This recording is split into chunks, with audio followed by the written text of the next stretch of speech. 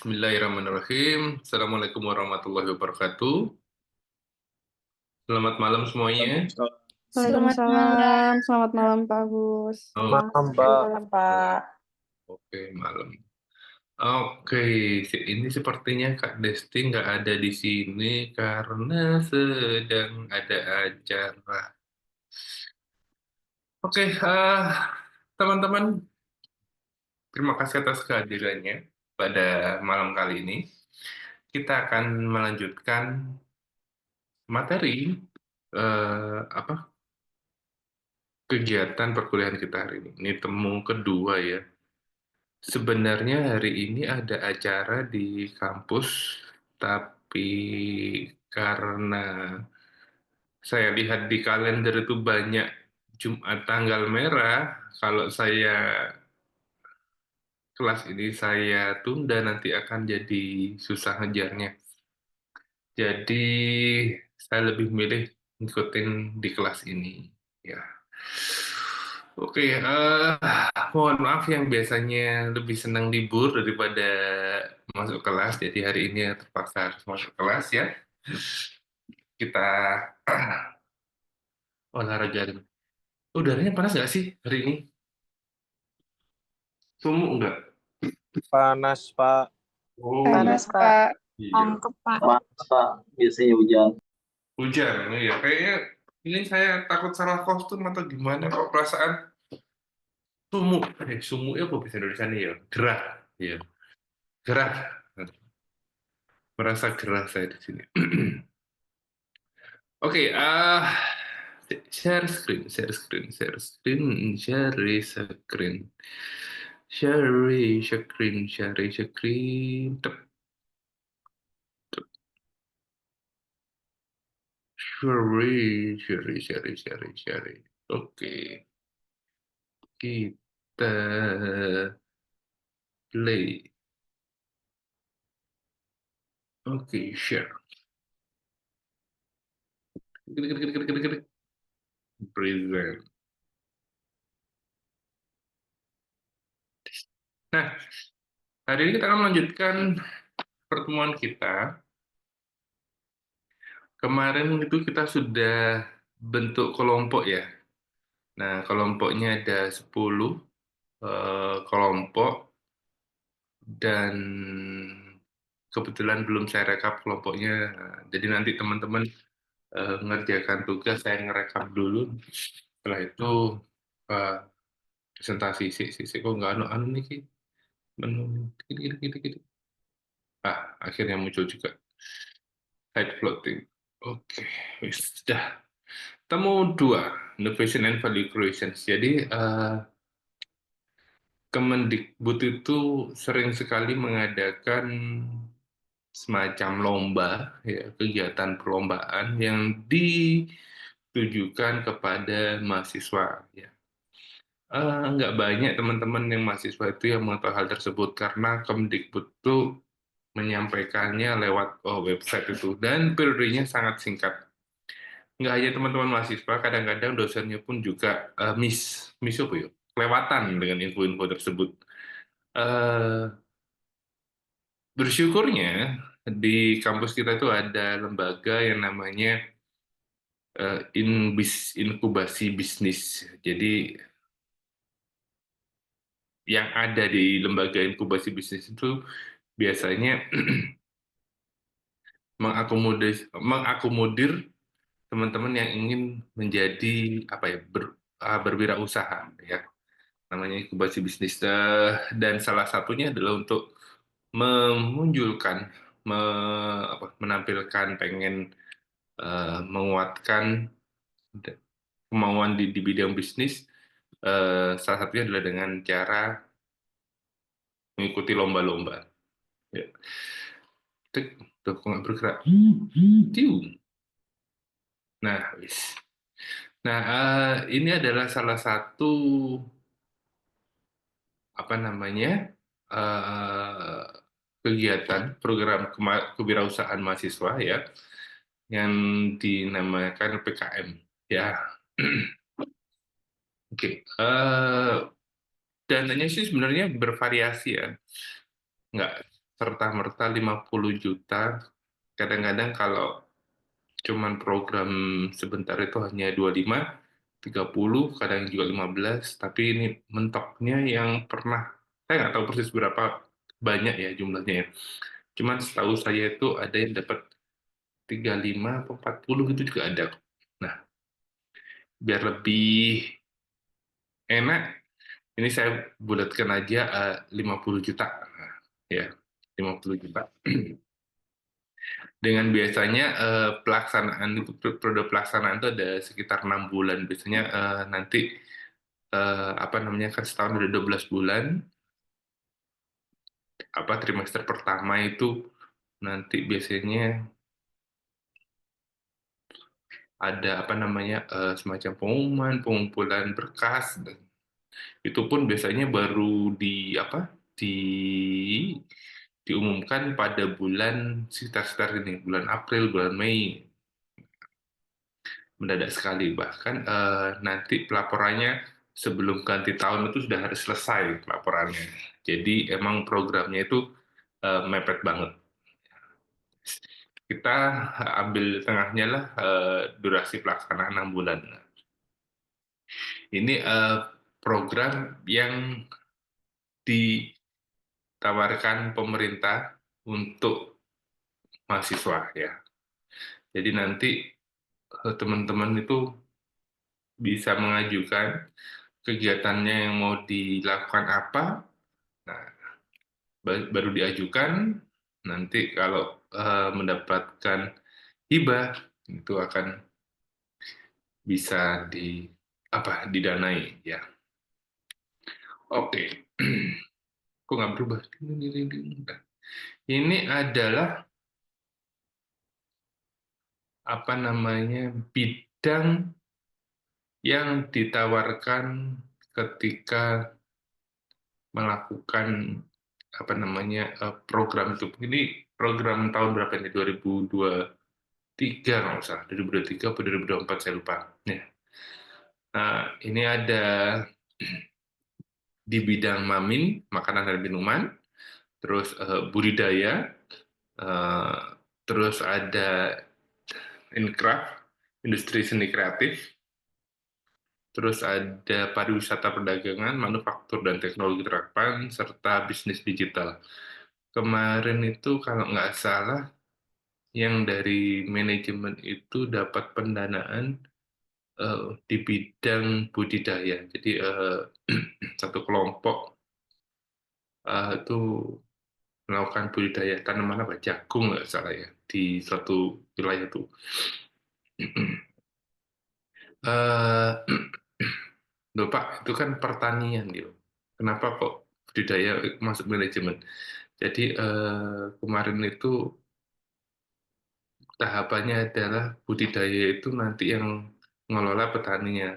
Tapi dari manajemen pengelolaan itu dilakukan oleh teman-teman dari manajemen. Bahkan nanti setelah panen, pemasarannya seperti apa itu dari teman-teman mahasiswa. Ya, seperti itu. Nah, tugas dari teman-teman itu sekarang adalah asumsikan teman-teman itu mengikuti PKM ya, program kewirausahaan mahasiswa itu ya. PMB singkatnya lupa saya. Nah, terus nanti teman-teman berdiskusi sama kelompoknya, jadi nanti tugasnya ini per kelompok ya, per kelompok didiskusikan kira-kira kalau seandainya pengajuan apa kegiatan PKM ini mau apa melakukannya di bidang apa gitu loh. Di situ kira-kira apa yang mau dibuat. Nah, terus nanti pelaksanaannya seperti apa dengan dana itu kira-kira yang didapat apa dan selama 6 bulan itu kira-kira ngapain aja ya. Nah, dikerjakan secara kelompok ya. Nah, terus kemudian nanti ini akan saya buat breakout room ya. Breakout room. Oke, oke, breakout room. Mana tadi breakout room ini? breakout room, nah, open up. Oke. Nah, ini sudah muncul ya di apa teman-teman? Roomnya di apa di Zoom-nya? Sudah, Pak. Oke, Sudah, sip. Pak. Nah, silahkan masuk berdasarkan kelompok yang kemarin dibagikan oleh siapa namanya Kak Sopo Desti ya. Nah, ini kelompoknya. Oke, eh, waktunya 45 menit ya. Saya pikir cukup lah 45 menit. Kita jam setengah. Kita udah apa namanya udah jam 18.45 dan nanti berarti jam 19.30 selesai ya. 19.30 nanti teman-teman siapkan PPT-nya nanti ditambah dengan gambar-gambar sesuai dengan kira-kira gambarnya juga harus apa namanya yang asli ya karena teman-teman 45 menit itu nggak mungkin bikin dengan asli boleh kira-kira gambarnya nanti seperti ini nah tuh ya ini kelompoknya bentar. Tuh. Ini teman-teman sudah hafalkan dengan nama kelompoknya kelompok 1 sampai kelompok 10. Sudah, Pak. Sip. Nah, nanti teman-teman langsung masuk aja di breakout room sesuai dengan kelompoknya. Ya, kelompok 1 ada Pak Wiji, kelompok 2 ada Siti Ernawati, kelompok 3 ada Supranata, 4 Leni, 5 Anti, 6 Melisa, 7 Ika Kurniawati, 8 Nova Ica, 9 Penta Bagas, 10 Vera. Ya. Dan nanti tolong PPT-nya dimasukkan ya nama kelompoknya ya. Ini kan masih yang di sini masih nama optionnya ini nama panggilan ya. Tolong nanti dikasih sesuai dengan nama kelompoknya. Oke?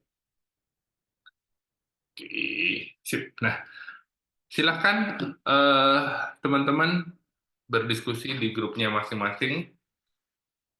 Nanti 7:30 kita kumpul di sini lagi. Ya. Baik, Pak. Malam Pak Agus.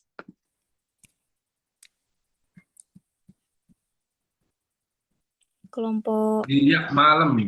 kelompok 6 sudah siap, sudah ready. Tip. Nah, kita tunggu yang lain ya. Oke, Pak.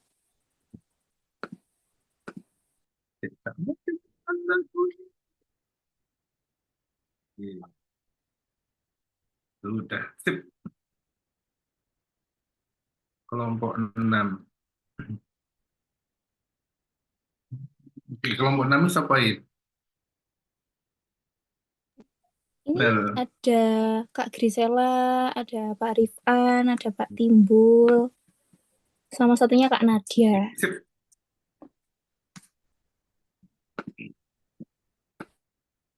Rame nggak diskusinya tadi?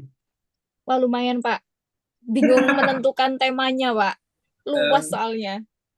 Iya, luas banget. Dan harusnya memang nggak bisa dalam waktu 45 menit. Butuh waktu Betul. bersabar. Jadi tadi kita memposisikannya, wah gimana kita kayak mau presentasi ke developer biar deal gitu. Developer. Jadi kayak mempresentasikan biar di ACC gitu, Pak. Oke, sip. Ya, memang nanti seperti itu. Sip. Oke, siapa lagi? Tadi saya tulis pesan masuk nggak ke grup chat ya? Apa itu, Pak? Oh, nggak. 5 menit lagi. Nggak masuk berarti ya? Oh, belum, Pak. Iya. Baiklah. Masuk, Pak. Oke, breakout room in progress. Nah, oke. Sip. 4746, oh, ada remindernya. Terima kasih, Kak Desti. Oke. Tetap ada remindernya, saya baru tahu kalau di sini bisa dikasih reminder.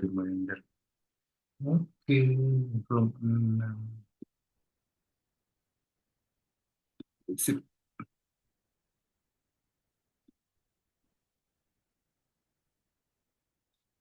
Kelompok siapa lagi yang selain kelompok 6 yang sudah?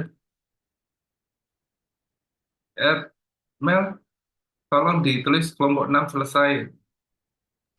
Di Oke, chat. siap, Pak. Di chat ya, Pak? Yes. Biar tahu urutannya siapa yang.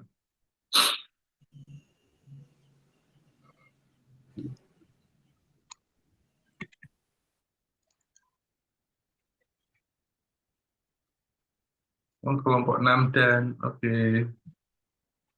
Sudah. Oke, kelompok yang lainnya kalau sudah selesai di chat ya. Kelompok berapa yang sudah selesai? Kelompok 4, kelompok 3. Oke, kelompok 4 selesai, kelompok 3 selesai. Ada lagi kah? Kelompok 5. Ada kelompok 9 ternyata. Kelompok 6, kelompok 9, kelompok 10, kelompok 4, kelompok 3, kelompok 5. Oke. 1, 2, 3, 4, 5, 6, 7, 8. Kelompok 1. 6, 9, 10, 4, 3, 5, 1, 2. Oke. Kelompok 7. Mana kelompok 7? Kelompok 8. Oke, kelompok 8 sudah selesai. Kelompok 7, kelompok 3. Oke. Yes. Kita mulai aja ya presentasinya ya. Oke. Silakan kelompok 6. Bisa share screen nggak kelompok 6? Siap. Izin share screen ya, Pak? Boleh, silakan. Oke.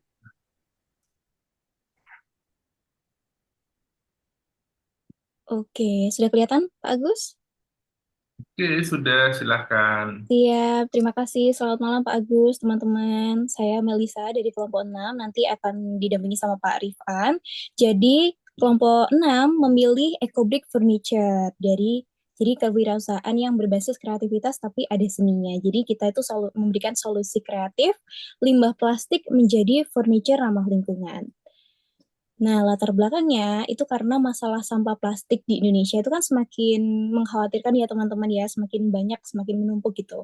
Melalui PKM kewirausahaan ini, jadi kelompok kami ingin menciptakan solusi kreatif yang tidak hanya berdampak pada lingkungan, tapi juga memiliki nilai ekonomi. Jadi namanya adalah Ecobrick Furniture, yaitu produksi furniture sederhana dari bata plastik, yaitu Ecobrick seperti nantinya akan menjadi kursi, meja, dan juga rak.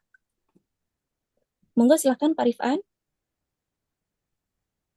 Oke, untuk tujuan dari usaha yang kami dirikan ini yaitu mengurangi jumlah sampah plastik tentunya, menghasilkan produk bernilai jual dari bahan bekas, menumbuhkan jiwa kewirausahaan mahasiswa berbasis lingkungan.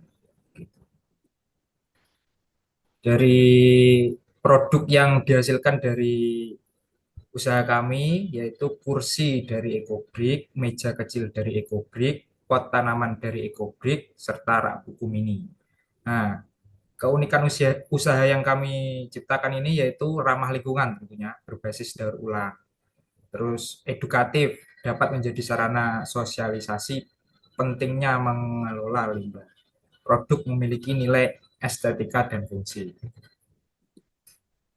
Untuk target pasar, yaitu komunitas peduli lingkungan, sekolah-sekolah atau kampus yang mengedepankan pendidikan lingkungan, kemudian juga bisa di kafe, kedai dengan tema eco-friendly. Untuk strategi pemasaran, bisa promosi melalui medsos, bekerja sama dengan komunitas lingkungan, booth di bazar kampus dan event lingkungan. Baik, sekian dari kelompok 6, Pak Agus. Terima kasih. Oke, kita kasih tepuk tangan dulu. Tepuk tangan ini open gini. React. Oke, react. Baru black test. Pemali love gini. Oke. Sip. Iki tadi jadi apa mengelola limbah bekas ya. Iya, Pak. Plastik untuk dijadikan brick. Tadi saya pikir itu bricknya itu sebagai batu bata ya. Iya, Ya, memang kan awalnya. Monggo silakan. dijadikan bata, dipadatkan istilahnya, Pak. Bata di sini maksudnya dipadatkan gitu. Oh, dipadatkan, bukan Iya, bata-bata tembok. ya bisa bisa juga, Pak. Cuma kan kami lebih ke furniture-nya. Lebih ke furniture-nya tapi. Iya, bisa juga sebenarnya dibuat tembok itu bisa, Pak. Oke. Pondasi bisa. Tapi apa lebih kecenderungannya adalah ke mebel ya, Iya, furniture. gitu, Pak. Oke. Nah, terus ini termasuk apa ini? Dalam kategorinya tadi PMW-nya itu. Apa Kak Melisa? Lebih ke Ini Pak, yang industri kreatif seni dan budaya. Industri kreatif ya. Ya, Industri ya, betul. kreatif juga ya. Ya. Oke, bahan bakar inovatif yang oke. Saya pikir tadi manufaktur ya, dan teknologi terapan. Oke, baiklah. Berarti ini di bidang industri kreatif seni dan budaya. Baiklah. ya. Oke, terima kasih kelompok berapa tadi? Kelompok Kelompok 6. 6, Pak. Iya. Oke, terima kasih kelompok 6. Ya, Pak. Selanjutnya ada kelompok 9. Monggo, kelompok 9. Siapa? Izin share screen ya, Pak? Monggo, silahkan dilanjut. Kelompok. Nah, sudah kelihatan nggak, Pak? Sudah. Ya. Oke, Assalamualaikum warahmatullahi wabarakatuh. Izin Pak, mohon waktunya ini kami presentasikan dari kelompok 9 yang beranggotakan kami, saya sendiri, Venta Bagas, yang kedua Mbak Christine Harum, tiga Abdul Rahman, yang Mbak Yusi sama Mas Maja ini tadi tidak ada di break room sih Pak ya, jadi kami bertiga diskusinya. Nah, untuk selanjutnya nanti tentang PKM ini dijelaskan oleh Mbak Christine terlebih dahulu Pak. Silahkan Mbak Christine. Sama Mas Abdul, Mas. Iya, sama Mas Abdul juga. Nah, ketinggalan. Silahkan Mas Abdul yang mau presentasi. Oke, siap. Untuk produk kreativitas pada malam hari ini, kelompok kami mengambil judul Cuku Tempe atau inovasi olahan tempe ini, inovasi camilan modern berbahan baku coklat dan tempe sebagai produk kewirausahaan mahasiswa. Next. Untuk latar belakangnya, tempe kaya protein dan merupakan warisan budaya Indonesia. Yang kedua, coklat disukai oleh semua kalangan, terutama anak muda. Yang ketiga, kombinasi keduanya menghasilkan camilan baru yang sehat, bergizi, dan berpotensi diterima pasaran. Yang keempat, belum banyak produk coklat tempe di pasaran menjadi peluang usaha baru. Next. Selanjutnya untuk target pasar. Target pasar kami adalah mahasiswa, pelajar, ibu, dan rumah tangga. Sedangkan untuk keunggulan produknya, kami mengandalkan cita rasa yang unik, mengandung protein tinggi dari tempe, dan harga yang terjangkau. Selanjutnya untuk rencana produksi dan anggaran. Kami menggunakan bahan baku tempe kering, coklat, dan topping sebesar Rp15.000. Untuk peralatannya sendiri, kami menggunakan peralatan memasak sebesar Rp500.000.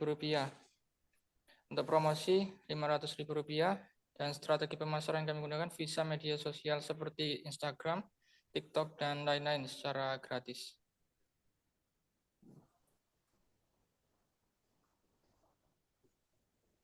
Oke, cukup sekian dari kelompok kami. Sudah Pak, sementara gitu dulu Pak. Oke. Ernast itu apa ini? Loh, ini ada Ernast Siti Ernawati itu ngapain ini? Oh, ada add kontak. Oke. Coko tempe. Saya lah. Tadi kalau saya melihatnya itu kalau total biayanya nggak cuma 1,5 toh ya, 500 kali 3 kali toh. Nggak salah toh. Nggih, Pak. Kalau secara garis besar sih modalnya kecil aja, Pak. Untuk pengemasannya kan masih Hmm. baru diperkenalkan, jadi biayanya kecil, Pak. Oke. Tapi kan apa jenis pendanaannya itu kan sampai 50 juta. Kenapa nggak dimanfaatkan? Berarti kalau 50 juta kan masih sepersekiannya. 651. Nggih. Loh, nggih. Gitu aja. Nggak ada tambahan itu. Kira-kira Nggih, buat Pak. apa itu? Nanti kita anggarkan, Pak, yang baik. Joko tempe itu. Oke, tadi apa target pasarnya itu kan untuk mahasiswa, ibu rumah tangga, sama siapa? Sama pelajar, Pak. Mahasiswa pelajar loh. Pertanyaan Nggih. saya tuh, eh, anak-anak zaman sekarang tuh masih suka tempe, Bu ya? Kalau saya pribadi masih muda, Pak, ya kebetulan Oh, tempe masih. kalau anget itu juga enak, apalagi Oh iya. dicocol coklat, Pak. Nah, itu mantep ya, Pak. Itu tempe perpaduannya menarik ya antara tempe sama coklat. Maksudnya kalau tempe itu ya buat orang yang apa ya, sing sudah relatif matang. Nah, coklatnya untuk menjangkau apa namanya, menjangkau dari kalangan mudanya. Ya, idenya menarik. Idenya menarik. Cuman saya ya bakalan mudah diterima nggak kalau emang pasar-pasarnya itu ada anak masih apa anak-anak pelajar dan mahasiswa itu.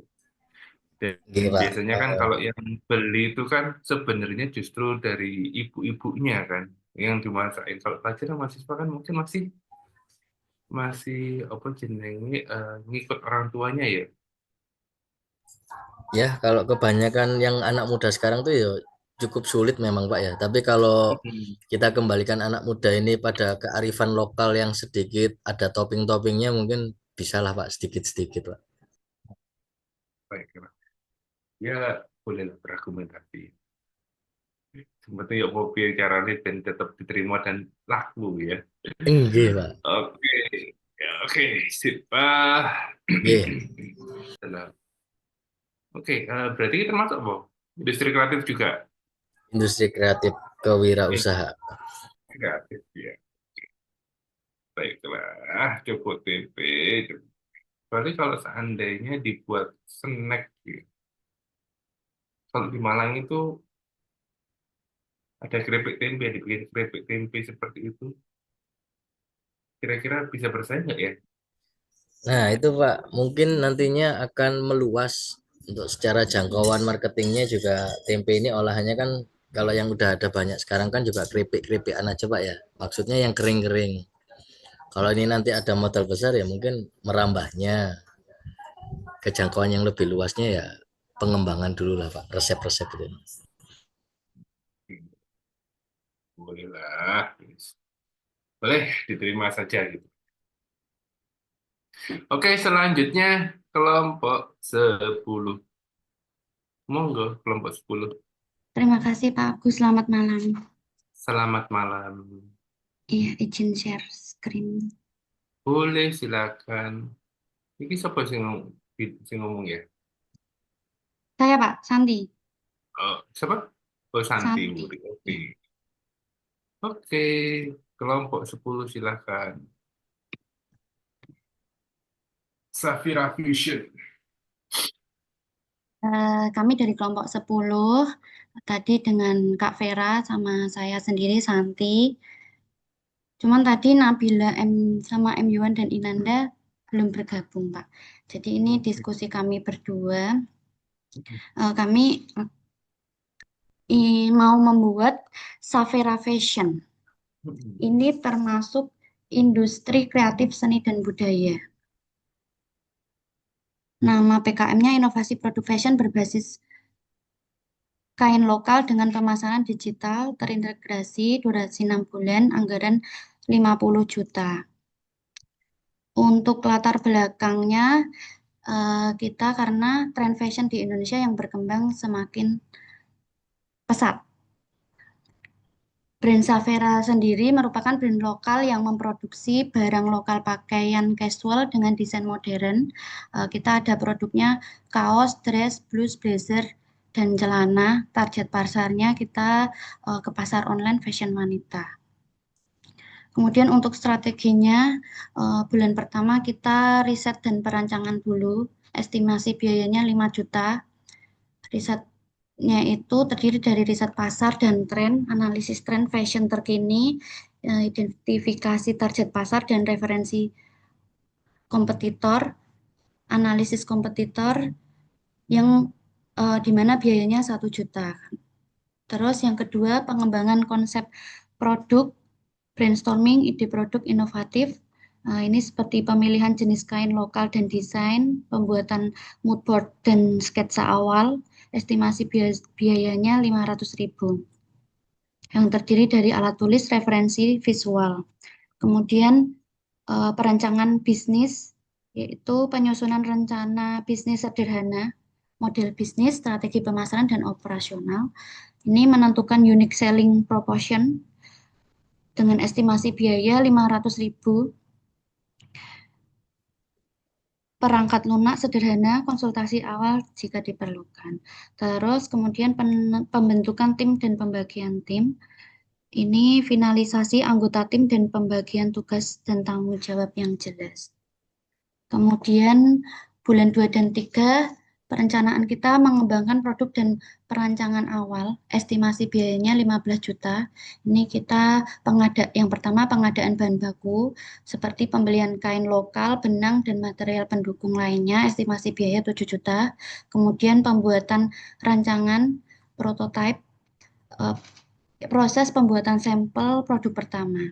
Kita ada uji coba dan evaluasi prototipe, biaya 6 juta.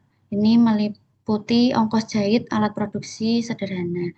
Yang ketiga, penyempurnaan desain dan prototipe.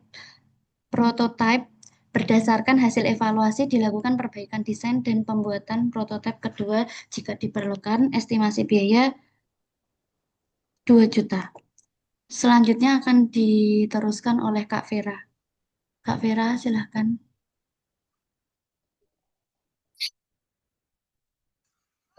Baik, untuk bulan 4, itu pemasaran dan branding awal dengan estimasi biaya 15 juta. Jadi pengembangan identitas merek, itu pembuatan logo, brand, guidelines, dan materi promosi sederhana, itu estimasi biayanya di 2 juta rupiah.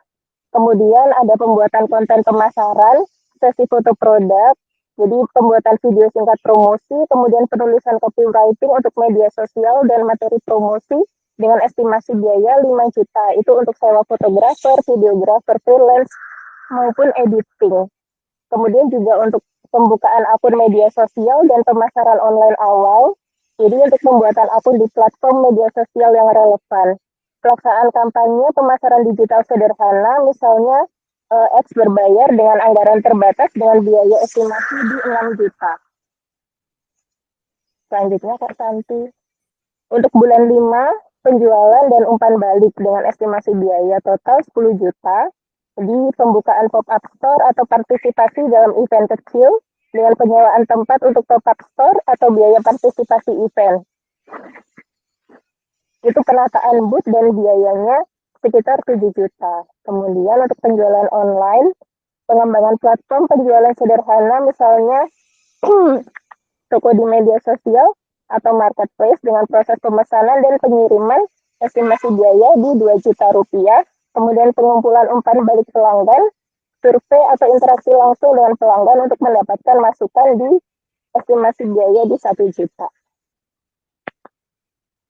Dan untuk bulan ke-6-nya, evaluasi dan laporan akhir dengan estimasi biaya 5 juta, jadi analisis hasil penjualan dan umpan balik, evaluasi efektivitas strategi pemasaran dan produk, itu penyusunan laporan akhir PKM, untuk dokumentasi seluruh kegiatan, hasil, dan juga pembelajaran dengan estimasi biaya 2 juta, untuk cetak laporan dan penggandaan, kemudian selanjutnya diseminasi hasil. dengan presentasi hasil PKM, estimasi biaya 3 juta untuk transportasi, akomodasi, jika ada presentasi di luar kota. Total estimasi di 50 juta untuk total semuanya selama 6 bulan. Demikian Pak, terima kasih. Oke, terima kasih Vera sama Santi. Bergelut di bidang fashion kah Santi sama Vera? Pak Santi Pak yang di fashion. Saya Santi Pak yang di fashion. Oke, punya butik sendiri. Kerja. Oh, kerja di situ. Iya, Oke, baiklah. Saya mau tanya, San. Kalau seandainya dengan produkmu ini, fashionmu ini, tantangannya Iya. sekarang itu kan banyak Mm-mm. barang-barang thrifting ya. Iya Pak. Nah, itu kira-kira bisa nggak eh, apa namanya bersaing dengan produk-produk thrifting itu? Bisa ya Pak. Kan kita brandingnya kuat. Punya branding Ini sendiri. brand-brandnya sudah ada ini. Iya, Oh, sudah berjalan. sudah berjalan. Kalau yang tadi tugas kita sih, itu singkatannya saya sama Vera. Oh, apa namanya tadi? Yang Safira. Savera. Safera Pak, singkatan Kak Santi sama saya. Oh, Safira. Baik. Sip. Oke, ada nggak apa Safira ini punya apa istilahnya, apa ya ancaman dari produk thrifting ataupun produk-produk dari Cina yang relatif murah ini? Iya, pastinya ada ancamannya ya Pak. Iya. Terus Tapi kira-kira yang menjadi daya tarik selain brandingnya yang kuat, mungkin ini sih Pak, karena produk lokal ya, jadi kita harus lebih optimis lah untuk bisa bersaing dengan produk-produk Cina gitu. Kita mungkin lebih mengandalkan kualitasnya sih Pak. ya. Oke, memang thrifting itu jadi PR bersama ya. Kehadirannya thrifting itu di satu sisi itu memang mengancam, tapi satu sisi itu ya begitulah. Oke, terima kasih kelompoknya siapa? Santi dan Vera Safira. Ya, Safira ya. Iya Pak. Sama-sama Pak. Oke. Selanjutnya ada kelompok berapa? Kelompok 4 ya. Tadi Ya, habis 9, Pak. 10. Iya, kelompok 4. Oh, Izin Hafifah itu share. cewek. Iya, Pak, cewek. Izin share screen, Pak. Boleh, silakan.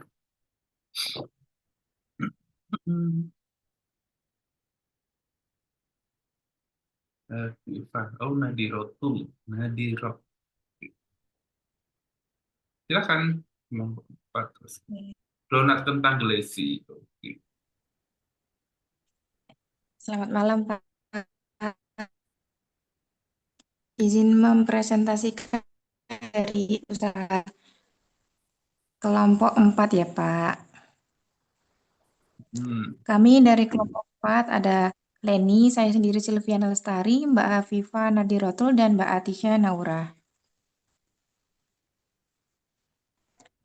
Nah, latar belakang dari donat kentang glazy. Donat kentang glazy adalah usaha donat kentang homemade yang berbahan dasar kentang lokal yang diolah menjadi donat lembut, empuk, tanpa rasa yang menarik. Usaha ini menyasar pasar milenial dan wisatawan. Banyak donat di pasaran, tetapi belum banyak yang mengusung konsep inovasi, rasa, dan lokal bentuk unik. Peluang bisnis terbuka lebar, terutama di kalangan pelajar dan mahasiswa, dikarenakan sudah ada sampai beredar atau bisa lebih. Itu selanjutnya akan dijelaskan oleh Mbak Leni.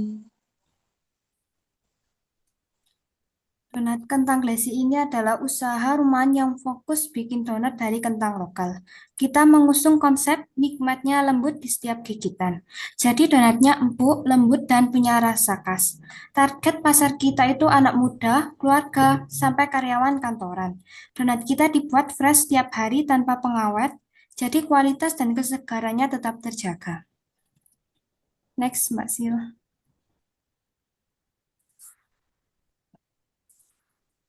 Untuk keunggulan donat kentang ini sendiri yaitu teksturnya lembut dan empuk banget. Kita juga punya banyak varian topping kekinian yang pastinya bikin lagi. Donatnya fresh setiap hari tanpa pengawet, tapi tetap berkualitas premium. Harganya juga terjangkau, cocok banget buat hampers, acara spesial, dan bisa dipesan online dengan mudah. Oke, bisa dilanjut dengan Kak Atisya.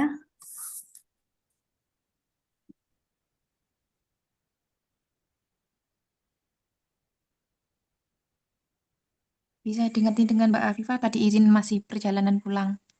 Baik.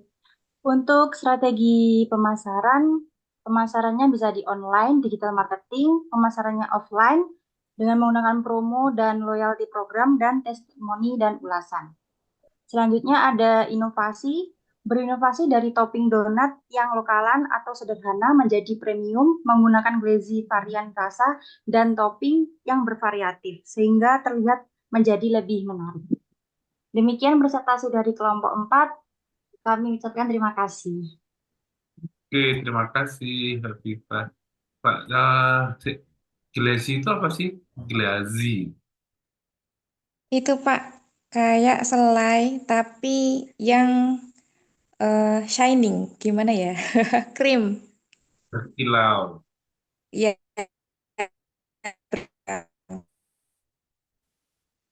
Halo, Pak, shining. Shining berkilau. Rasanya mau manis.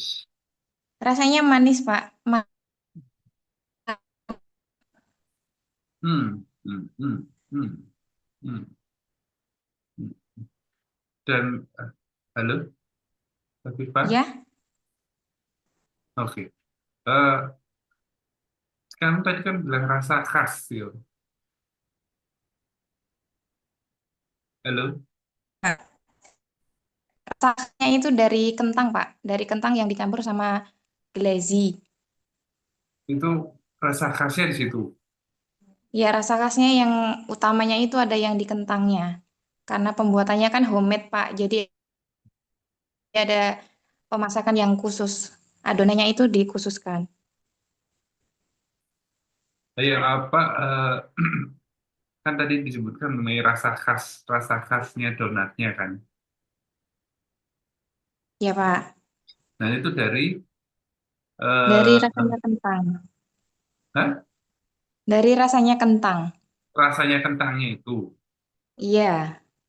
Oh, iya. Selama ini kentang apa, donat dari tepung. Ada yang dari tepung, ada yang dari apa namanya? Bubuk susu. Hmm. Susu Terus ini bubuk itu. dibuat dari kentang. Iya. Harganya kalau dari nanti kalau dibuat itu dengan harga donat biasa, kira-kira lebih murah mana? Yang dari donat biasa, donat kentang ini lebih agak mahal, Pak, karena kentangnya itu yang dari. Jadi kalau sekitaran satu box itu 24.000 ke Hmm. 50.000. Satu boxnya isi berapa itu? Satu boxnya ada yang bervarian dari 3 sampai 9 dan 12. Oke. Oke, ini targetnya pasarnya itu pasar milenial. Pasar milenial dan lokalan, Pak. Oke. Kalau milenialan itu berarti sekitar sekarang umur 25-an ya. Ya, Pak. Karena mahasiswa kan umurnya segitu juga sama orang-orang kantor, orang pekerja. Karena biasanya kan juga bisa dibuat hampers, Hmm. terus apa namanya, makanan buat orang risa. Terus kamu juga menawarkan peluang bisnisnya ke pelajar sama mahasiswa. Iya, Pak. Dikarenakan kita bisa membuka usaha untuk franchise. Oke, kira-kira dari mahasiswa itu bakalan buka usaha franchise nggak? Itu berapa persen ya, berapa banyak orang yang mahasiswa yang mau buka usaha franchise? Tapi peluangnya masih dalam kemungkinannya ini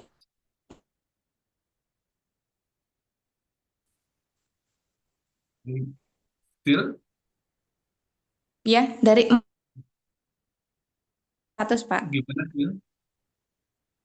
Kemungkinannya untuk peluang usaha ke mahasiswa atau pelajarnya ini ke 100, Pak. Jadi masih di bawah rata. Bentar. Pak, saya kan dengerin putus-putus ya. Gimana? Sorry,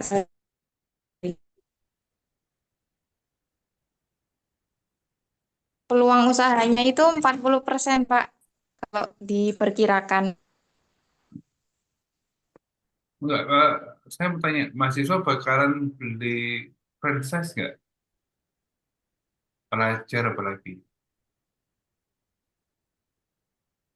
Kalau kalau dari dari ketahuannya yang kemarin tuh sepertinya bisa, Pak. Ada ya mahasiswa yang mau Ada, buka franchise itu. ada, Pak.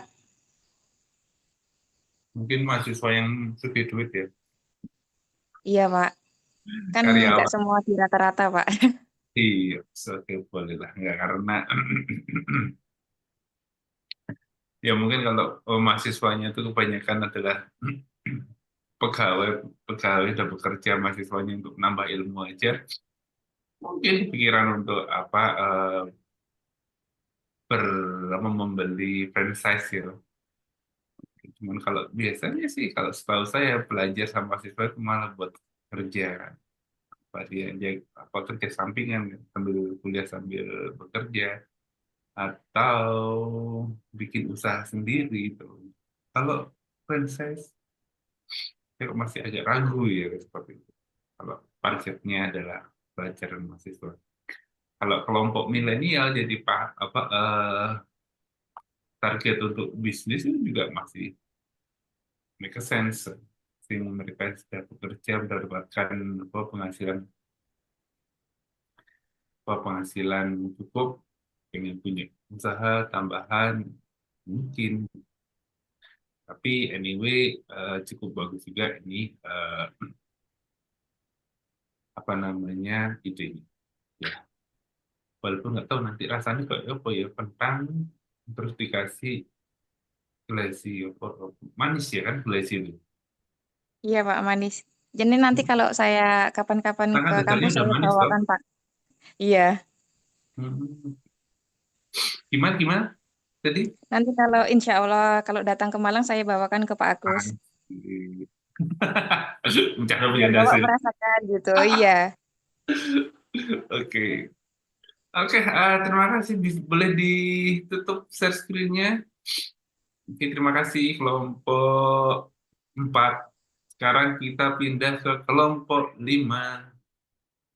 Kelompok 5. Kelompok 5. Baik, Halo. Pak. Sebentar, Baik, Pak. Pak, tunggu sebentar, Pak. Mbak Farah. Oke. Iya. Mbak Farah bisa di-share screen. Oke. Pak Anom di kantor? Di rumah, Pak. Baru sampai, Pak. Oh, baru sampai. Baru dari rumah. Masih pakai baju batik soalnya. Iya, Pak. Nggak libur? Enggak, Pak. Besok juga masuk, Pak. Oh, yes. Sama aja kalau libur. Yuk, silakan. Baik, Pak. Bisa kita mulai. Baik, kami dari kelompok 5. Hasil dari diskusi kami terkait program kewirausahaan mahasiswa, kami mengambil di makanan, yaitu Korean and Japanese food. Kami kelompok 5 beranggotakan ada Mas Anom, Ada Mbak Anti, ada Mbak Farah, ada Mbak Mei Sumi, dan saya sendiri, Reza Setiawan. Next. Baik, latar belakang dari budaya Korean dan Jepang sangat digemari anak muda Indonesia. Makanan ringan dengan tema atau rasa khas negara ini yaitu Chinese sambal, mochi beach, spicy seafood, sangat diminati di medsos. Tekve hadir untuk menjawab tren tersebut dengan konsep camilan rasa global dan lokal. Next. Untuk produk utama kami yaitu cheese ramen ball, yaitu bola-bola yang dibentuk mie pedas, terus diisi keju, terus seaweed crispy yaitu rumput laut yang digoreng, terus bisa diberi rasa pedas tergantung level gitu. Selanjutnya ada mochi beach, ini mini isi coklat dan matcha. Selanjutnya ada corn yaitu popcorn rasa teoki, pedas manis. Terus ada kemasannya lucu, estetik, dan cocok di foto atau di posting. Selanjutnya, next.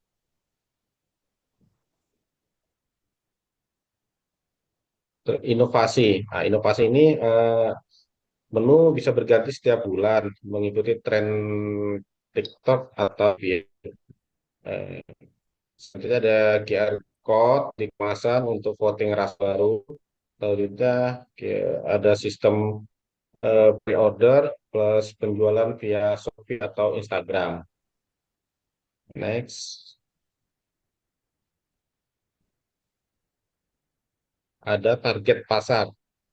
Target pasar kami yaitu mahasiswa dan Gen Z, ya mungkin bisa juga Gen Z campur milenial, terus pecinta budaya Korea dan Jepang, komunitas K-pop dan cosplay yang ada di seputaran kampus, mall-mall gitu, terus ada konsumen F&B yang cari camilan unik untuk konten. Nah, mungkin presentasi selanjutnya bisa dilanjut, Mbak. Baik, terima kasih Kak Riza. Untuk selanjutnya di sini ada strategi pemasaran. Untuk strategi pemasaran yang kita ambil bisa endorse micro influencer di TikTok dan juga Instagram. Kemudian melakukan penjualan atau pemasaran via online seperti GrabFood, GoFood, dan juga ShopeeFood. Kemudian untuk strategi lainnya kita bisa untuk beli satu, yang mana itu bisa dapat gratis stiker karakter dari K-pop atau anime. Kemudian ada juga kontes foto unboxing yang mana itu ada giveaway-nya juga setiap minggu. Kemudian ada bot pop-up di event kampus dan juga komunitas. Untuk estimasi biayanya di sini modal awalnya itu 50 juta, yang mana 50 juta itu kita alokasikan ke bahan baku awal dan juga tes rasa sebesar 8 juta, kemudian alat produksi makanan ringannya itu 10 juta, kemudian di kemasan custom dan juga stiker lucu ini 5 juta, branding dan desain logo ini sebesar 2 juta, website dan toko online atau di Shopee ini 2 juta, kemudian ada marketing online dan influencer ini kita alokasikan dananya kurang lebih 8 juta. Kemudian buat portable dan peralatan jualannya ini 5 juta. Serta simpanan operasional dan daruratnya sebesar 10 juta. Yang mana totalnya itu menjadi 50 juta rupiah. Untuk pembagian tugas dalam kelompok kami untuk produksi dan inovasi produk ini ada Kak Anom dan juga Kak Antik.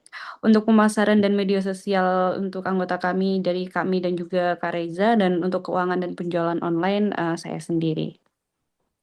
Untuk potensi pengembangannya, franchise mini boot di kampus lain, produk freeze-dried atau instan, kemudian kolaborasi dengan brand K-pop lokal untuk limited edition.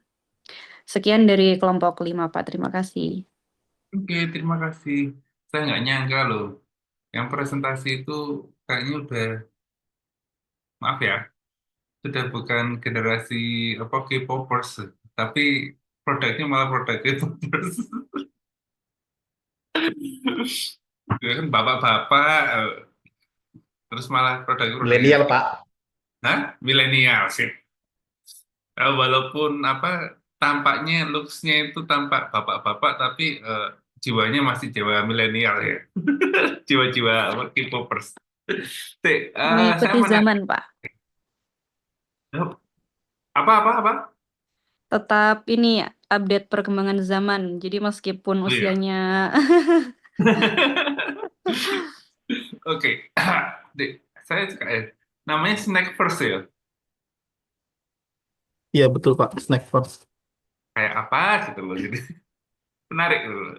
Kok ya kepikiran bikin Snack First. Strategi pemasarannya menarik juga. Terus saya cuma mau tanya nih, ini menunya berganti tiap bulan. Yang di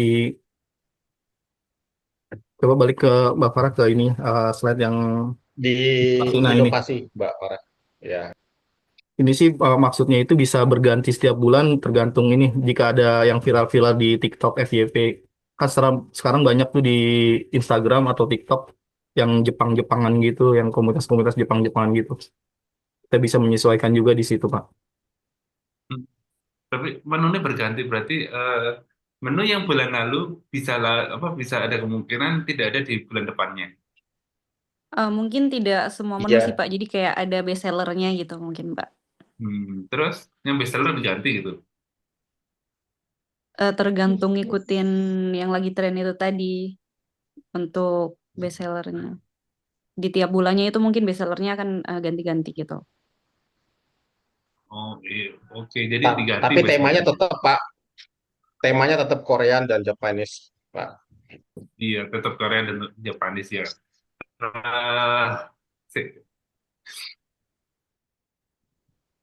Tujuannya sih gini Pak, itu seperti fokus produk ya Pak. Jadi misalnya bulan ini kita mau naikin dan mengikuti tren TikToknya juga adalah misalnya cheese ball. Ya udah kita naikin banyak di cheese ball.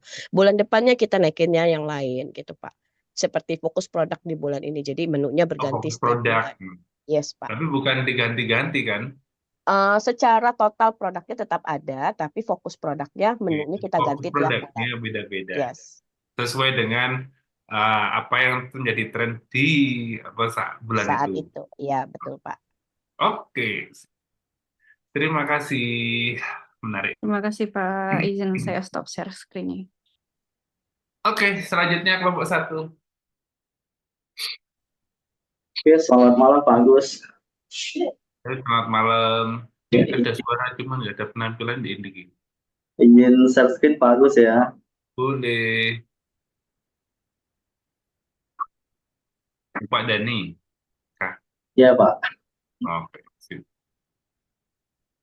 Oke, selamat malam Pak Agus dan juga teman-teman.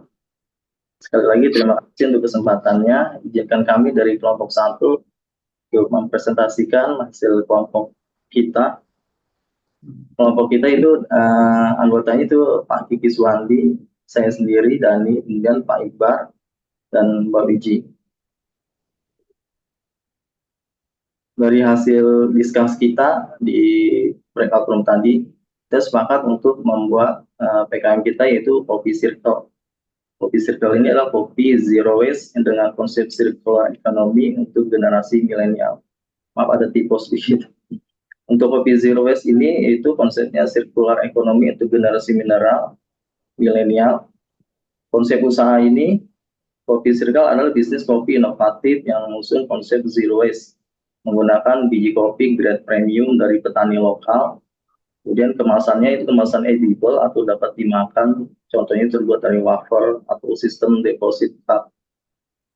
Kemudian limbah ampas kopi ini kita akan olah menjadi produk turunan seperti scrap ataupun pupuk. Kemudian untuk pengaplikasian kita menggunakan aplikasi loyalty program berbasis sampah kemasan. Kemudian untuk kedua itu matrix IRLC-nya itu faktor industri, yang mana kemasan, limbah kopi, model bisnis, dan teknologi. Kemudian untuk eliminasinya adalah kemasan plastik sekali pakai, pembuangan ampas kopi, ketergantungan pada penjualan kopi saja, dan teknologinya pembukuan manual. Kemudian untuk reduksinya, biaya kemasan konvensional, polusi dari limbah organik, margin tipis dari kopi biasa. Kemudian human error dalam tracking. Kemudian racingnya itu pengalaman untuk konsumen edible cup. Nilai ekonomis, ampas kopi, revenue stream, multiple. Kemudian customer engagement. Kemudian untuk creation-nya itu sistem deposit cup dengan QR code. Kemudian produk turunannya seperti pupuk ataupun lilin. Kemudian circular ekonominya model. Circular economy model itu dari biji ke konsumsi ke daur ulang. Kemudian aplikasi dengan fitur loyalty program, track dampak lingkungan, pre-order. Kemudian untuk selanjutnya akan disampaikan oleh rekan saya itu Pak Kiki. Silakan Pak Kiki. Terima kasih Pak Dani. Tolong slide-nya Pak. Analisis blue ocean-nya eliminasi menghilangkan semua bentuk kemasan sekali pakai. Creation-nya edible packaging, pertama di industri kopi lokal. Yang kedua, ekosistem bisnis circular dari hulu ke hilir. Ketiga, aplikasi khusus yang mengintegrasikan sustainable tracking. Lanjut Pak Dani. Rencana implementasi untuk fase pertama yaitu di 3 bulan berjalan, uji kanva riset kopi dan edible cup. Yang kedua, kerjasama dengan petani kopi lokal. Yang ketiga, pengembangan prototipe aplikasi sederhana ini. Lanjut Pak Dani. Dan di fase kedua yaitu di periode 6 bulan berjalan, pilot project-nya di kampus dengan deposit system. Lalu peluncuran produk turunan dari ampas kopi itu sendiri. Yang terakhir adalah sosialisasi melalui platform digital. Silakan Bu Widi untuk melanjutkan. Silakan Pak Dani. Baik Pak Kiki, terima kasih. Untuk keunggulan produk yang pertama differentiator, yang pertama kemasan edible pertama untuk kopi di Indonesia, yang kedua sistem circular ekonomi yang terukur, yang ketiga aplikasi khusus dengan sustainable meter. Untuk dampak sosialnya, yang pertama meningkatkan pendapatan petani kopi lokal, yang kedua edukasi zero waste untuk generasi muda, yang ketiga pengurangan limbah kopi di perkotaan. Next Pak. Untuk pengembangan ke depan, yang pertama paten untuk edible cup formula, yang kedua kerjasama dengan kafe-kafe kampus, terus yang selanjutnya program yaitu kopi untuk pendidikan dari profit. Demikian Pak presentasi dari kelompok kami, terima kasih. Oke, terima kasih. Nah, kalau ini kelompok E sesuai dengan bisnis yang ditawarkan dia, kopi circle, kopi. Ya, biasanya kan kalau sudah sering pusing-pusing karena kerjaan, pelariannya kan ke kopi, ngopi. Berarti kan sudah sesuai lah. Oke, ini lebih menitik beratkan circle itu apa tidak, apa zero waste-nya ya, masuk apa namanya cupnya yang bisa dimakan, terus kemudian ampasnya yang bisa digunakan sebagai apa vitamin buat unsur hara tanah dan lain sebagainya ya. Ya.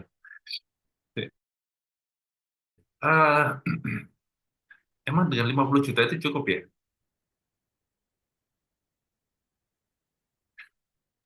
Gimana? Harusnya cukup. Harusnya cukup ya Pak Kiki ya. Dengan apa dengan macam-macam produknya itu. Iya. Kita mencoba untuk yang utama kan kita untuk menawarkan kopi nikmat dengan konsep tanpa limbah ya Pak ya. Menerapkan prinsip ekonomi sirkuler penuh seperti itu sih Pak. Mungkin Pak Dani bisa melengkapi, silakan.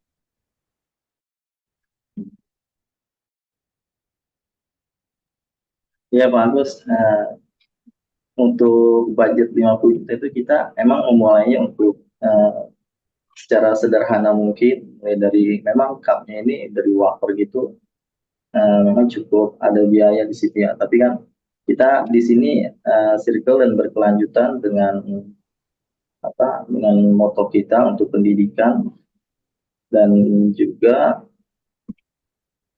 kita menekan untuk biaya itu tidak terlalu besar ya, kita mulai dengan sederhana gitu. Karena dengan refill cup ini kita masih bisa. Kemudian target kita pun milenial, terutama ke kampus-kampus dulu untuk first kita pemasarannya gitu. Dari situ sih Pak Agus. Tadi cupnya refill atau edible? Ya edible kayak wafer gitu Pak. Cuman kita ada kemasan refill juga, maksudnya kayak kayak gelas kayak gini Pak. Untuk di tempatnya gitu Pak. Oke, baiklah. Berarti nanti kalau seandainya diminta untuk fokus dengan dana yang 50 juta itu konsepnya yang mungkin diajukan, yang diprioritaskan yang mana?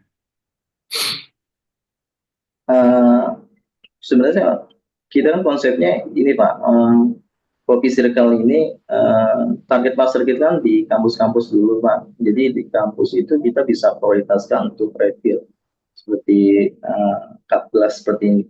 Jadi yang untuk kemasan edible itu mungkin untuk secara pemesanan yang bisa di tag gitu, di tag web gitu, ataupun melalui online gitu Pak. Seperti itu sih Pak. Oke.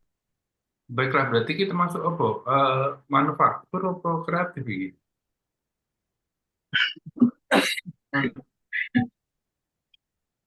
Ya untuk manufaktur ada Pak, cuma untuk kreatifnya kita kan di sini mengkreatifkan kemasan kopi yang edible gitu untuk menekan untuk go green gitu Pak, untuk menekan limbahnya. Karena kan kebanyakan kopi di Indonesia menggunakan kemasan yang melibatkan banyaknya limbah. Sebenarnya ada masuk satu lagi sih, makanan dan minuman kan ada. Makanan, minuman, budidaya, industri kreatif, pariwisata, manufaktur, dan bisnis digital. Nah, ini termasuk mamin aja daripada bingung-bingung manufaktur apa. Ya, oke. Oke, terima kasih Pak.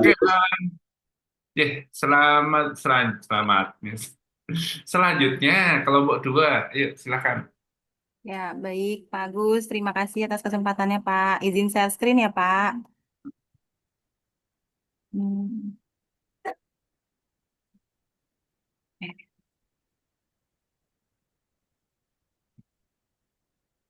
Ya, sudah terlihat ya Pak ya. Berikut. Terlihat. Makasih Pak. Berikut hasil diskusi kami di kelompok 2, yaitu bisnis usaha makaroni. Untuk kelompok 2 sendiri, kami beranggotakan saya sendiri Sulfiani, ada Siti Ernawati, Raihan Fadil, dan Siti Fatimatus. Untuk nama perusahaannya sendiri itu Marvella, di mana Marvella itu memiliki makna makaroni, varian enak, dan lazat. Dan kita juga punya satu slogan, yaitu jika rasamu kepadanya belum tersampaikan, coba deketin Marvella yang punya banyak rasa untukmu. Selanjutnya diteruskan oleh Kak Erna. Silakan Kak Erna. Ya, terima kasih Sulfi.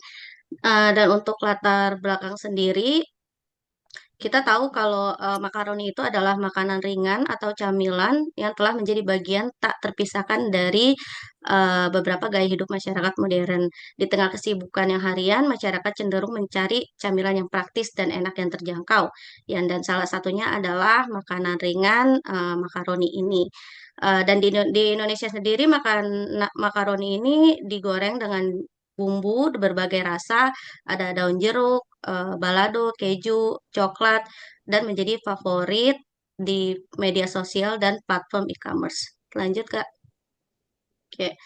Untuk visinya adalah menjadi merek makaroni terdepan yang inovatif, berkualitas, dan digemari semua kalangan. Untuk misinya, menghadirkan produk makaroni yang lezat, higienis, dan berkualitas tinggi, dan menciptakan inovasi rasa makaroni yang tren sesuai dengan selera konsumen. Oke, selanjutnya untuk Kak Fatim, silakan. Baik, Kak, terima kasih. Untuk selanjutnya yaitu analisis pasar, di mana produknya yaitu kita memiliki beberapa varian rasa, diantaranya sambal hijau kecombrang, dengan ciri khas pedas aromatik khas mata. Kemudian ada pedas level 1 sampai 5, bisa jadi daya tarik dengan tantangan level, dan juga ada rasa keju inovatif. Untuk target pasar, untuk layanannya, kami melakukan layanan penjualan offline di booth, pemesanan online melalui media sosial, dan juga aplikasi pengiriman, serta paket berlangganan untuk pelanggan tetap. Untuk target pasarnya, yaitu pelajar dan mahasiswa, pekerja kantoran, dan juga masyarakat umum. Dan strategi pemasarannya, yaitu promosi digital, di mana melalui Instagram, Facebook, TikTok, dan WhatsApp untuk pemasarannya. Untuk kolaborasinya, kami berkolaborasi dengan kerjasama antara influencer dan juga komunitas kesehatan. Dan untuk diskon dan promo, program diskon untuk pelanggan tetap, serta event dan bazar berpartisipasi dalam event kesehatan dan juga bazar kuliner. Untuk rencana operasionalnya, sumber daya manusia yaitu pemilik usaha atau pengelola utama, karyawan produksi dan pelayanan, admin pemasaran dan media sosial, kurir pengiriman juga jika menyediakan layanan delivery. Lokasi usaha kami yaitu booth atau gerai di lokasi strategis seperti pusat perbelanjaan atau dekat kampus atau kantor. Dan estimasi modal dan keuntungannya yaitu modal awalnya sebesar 50 juta untuk alat, bahan, dan pemasaran, 10.000 untuk harga jual per produknya, sampai harganya 10.000 sampai 15.000 per bungkusnya, 30% margin keuntungan, 30% sampai 40% sangat kompetitif.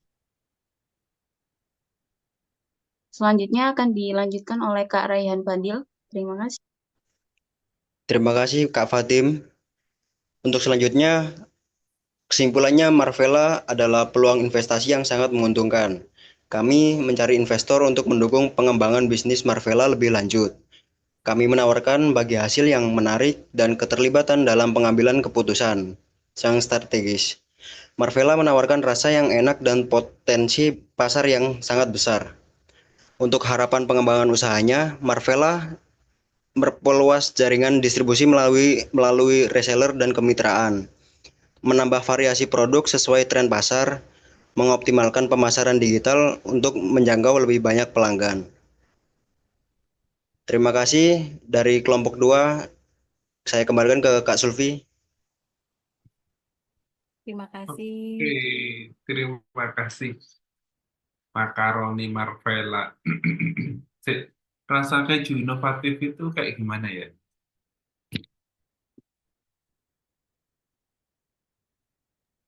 Kita ada beberapa varian keju sih, Pak. Bisa dikombinasi entah sama rasa vanilla, jadi kombinasi antara cream cheese, seperti itu sih, Pak. Rencananya akan seperti itu. Oh, gitu. Ini berarti perasaan sih kalau keju tadi berbagai macam variasi keju, tak pikir keju ini ada keju mozzarella, ada keju cheddar, ada keju apa jenis mana itu apa sih cheddar, mozzarella, terus apa lagi nah? Tak Keju pikir yang itu oles. keju oles, nah bukan yang itu ya? Bukan, Pak. Karena rencananya snack ini kayak jadi snack kering gitu sih, Pak. Bukan kalau misalnya pakai keju mozzarella itu nanti jadinya snack basah. Ini keju kering, apa snack kering? Iya, betul. Oke, baiklah. Dan terus kemudian tadi ada delivery service untuk pelanggan tetap, iya? Iya, Pak, betul ada, Pak. Ada ya? Iya, Berarti, ada. oke, berarti kalau bukan pelanggan nggak dapat delivery gitu? Ya, ada delivery. Mungkin kita akan melihatnya dari segi diskon aja sih, Pak. Jadi dilihat dari seberapa besar ini customer kita itu sering membelinya. Nanti kalau misalnya dia ada repeat order lagi dengan quantity, misal kita minimumkan berapa kuantitinya, kita akan free untuk delivery order. Itu misalnya minimal 10 bungkus atau 20 bungkus dengan pembelian harga 10.000, kita akan free untuk pengiriman delivery di daerah sekitarnya gitu. Atau kalau di online kita akan berikan diskon gitu sih Pak rencananya. Oke. Itu berarti kuantiti atau repetisi atau frekuensi. Ya, kuantiti atau frekuensi dia seringnya gitu, Pak. Frekuensi atau kuantiti? Bisa dua-duanya juga, Pak. Kalau Kedua-duanya. enggak, kalau bisa dua kenapa harus satu? Saya suka jawabannya ibu-ibu ini ya. Kenapa kalau bisa dua, kenapa harus satu? Oh iya betul dong, Pak. Kalau nggak gitu Ya. nanti usaha makaroninya nggak akan berjalan, ya kan? Kan kita juga harus royal dengan customer kita. Oke, sip. Nanti juga ada pertentangan ketika bangun adalah gimana di sisi marketingnya, gimana bisa lebih menjangkau konsumen dengan lebih baik, sedangkan di bagian produksi gimana caranya bisa lebih efisien. Nah, Ya, betul. Seiring berjalannya waktu kan pasti ada tantangannya. Justru tantangan itu betul. yang bikin Oke, usaha semakin lancar. oke, sip. Suka saya. Oke, Mbak Karin. Tadi yang satu lagi deh. Berarti yang ditawarkan ini Indian adalah produknya atau usahanya? Gimana Pak, Bang? Gimana Pak, diulang Yang Pak? ditawarkan usahanya atau produknya? Makaroninya atau bisnis Marvellanya? Produk makaroninya Pak. Produk makaroninya ya. Iya, Soalnya kan kan lebih ke tadi yang terakhir kan menjanjikan bisnis apa menawarkan usahanya. Untuk mudah-mudahan di slide kalau terakhir. makaroni mudah-mudahan Marvella ini lancar. Siapa tahu ada yang mau jadi franchise Oh, gitu gitu. Pak. Oh, gitu. Kita mulai dari yang kecil-kecil dulu Pak. Kalau sudah mulai booming, siapa tahu bisa buka depan kampus Asia Pak. Baik. Cuma ngeles iso ayo. Oke, baiklah. Wis. Selanjutnya kelompok 8. Ya, Terima terima kasih kasih kelompok Pak 2. Agus. Yuk, Baik, Pak, izin share screen boleh dari kelompok 8. silakan. Kelompok 8. Ini ada suara tapi nggak ada gambarnya. Kelompok 8 siapa ya? Halo. Oh, Widya. Suti. Oke, baik, Pak. Iya. Selamat malam, Pak Agus, Bapak Ibu sekalian. Dari diskusi tadi, kami memilih kewirausahaan yang bergerak di bidang pariwisata, tepatnya dalam bentuk agent travel. Dalam kelompok 8 ini ada Nova Ica Fernanda, saya sendiri Widya Astuti, Kenti Folia, dan Farida Putri. Latar belakang yaitu Indonesia menyimpan ribuan destinasi menakjubkan, namun banyak di antaranya belum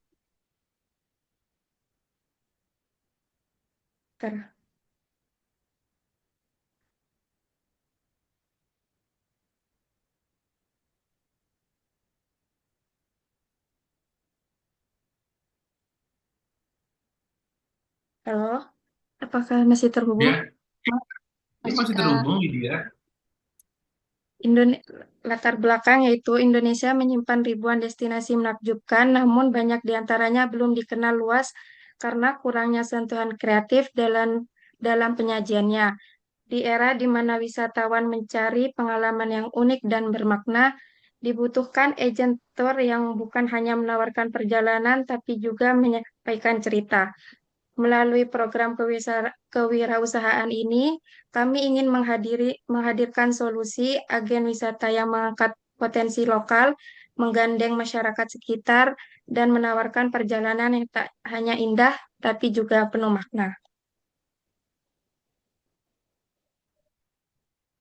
Selanjutnya akan dilanjutkan oleh Mbak Kenti. Baik, akan saya lanjutkan ya Pak. Tujuan program 1. Mengembangkan agentur kreatif yang menonjol keunikan lokal. Yang kedua, meningkatkan daya tarik wisata melalui pendekatan narasi dan pengalaman. Yang ketiga, memperdayakan masyarakat sekitar sebagai bagian dari ekosistem wisata, menciptakan wisata yang tak hanya menghibur tapi juga mengedukasi dan menginspirasi. Selanjutnya, Mbak. Oke,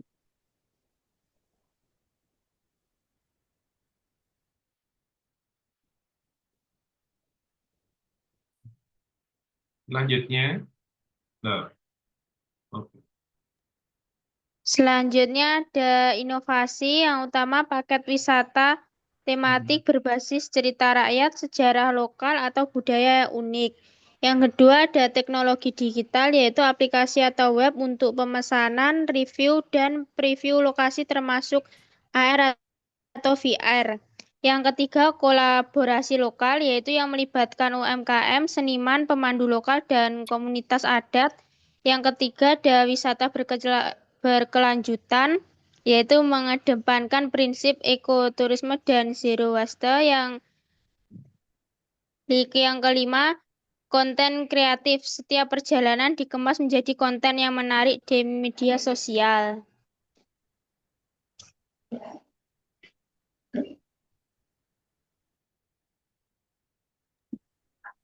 Selanjutnya akan diteruskan sama Mbak Farida.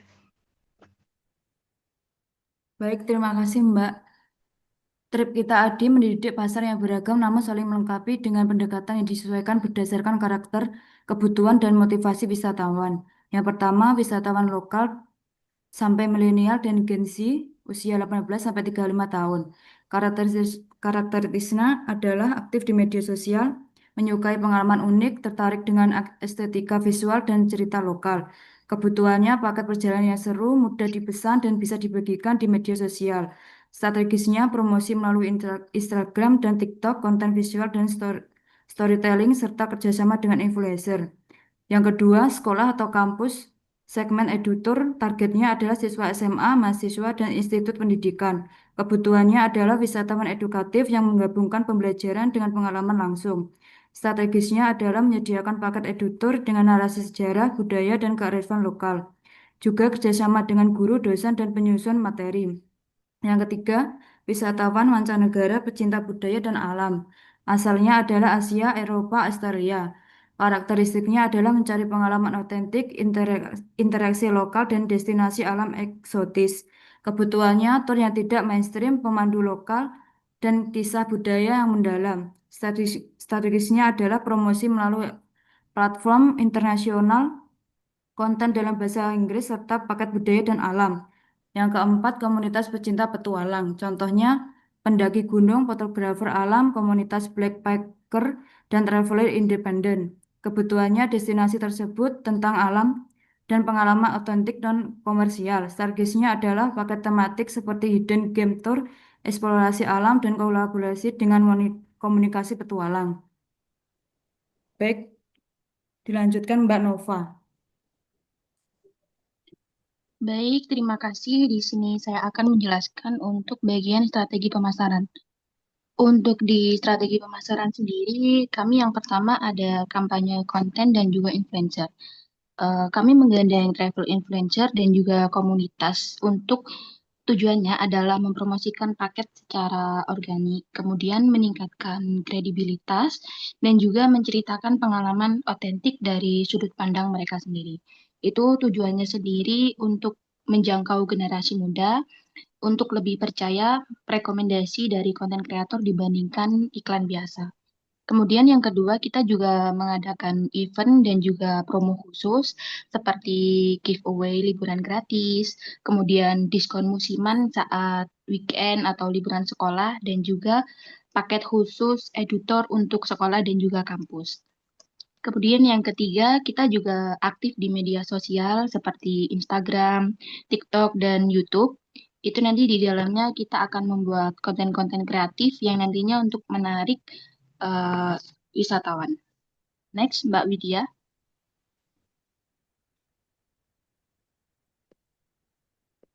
Kemudian yang keempat, kita juga akan menciptakan platform digital dan juga membuat website. Tujuannya itu untuk menyediakan pemesanan secara online, yaitu via website, yang nantinya juga bergabung dengan marketplace pariwisata seperti Traveloka atau lain-lainnya. Kemudian yang kelima, kemitraan strategis. Kita juga berkolaborasi dengan Dinas Pariwisata, sekolah, kampus, dan juga pelaku UMKM lokal. Next. Kemudian untuk rincian anggarannya sendiri, itu estimasinya Yang pertama kita memperkirakan biaya branding dan juga promosi digital itu sekitar 5 juta rupiah. Kemudian untuk pengembangan aplikasi dan pembuatan website itu kita butuh dana sekitar 7 juta rupiah. Kemudian untuk survei dan juga transport lokasi, kita butuh dana sekitar 3 juta rupiah. Kemudian kita juga butuh honor pemandu dan juga narasumber, itu sekitar 4 juta. Dan untuk peralatan pendukung lainnya seperti kamera, terus alat buat ngonten, dan lain-lain itu sekitar 2 juta. Jadi jika dirinci, kita membutuhkan modal sekitar 21 juta rupiah.